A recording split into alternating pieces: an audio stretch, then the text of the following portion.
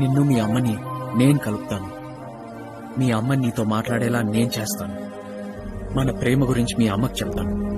తను ఒప్పుకున్నాకే మన పెళ్లి.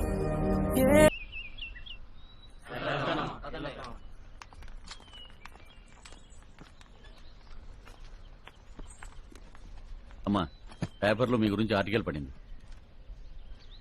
మాణిక్యం, కాసేపట్లో నా ఫ్రెండ్స్ వస్తున్నారు. ఫామ్ హౌస్ రెడీ చేయించు. 1 వీక్ ఇక్కడే ఉంటారు.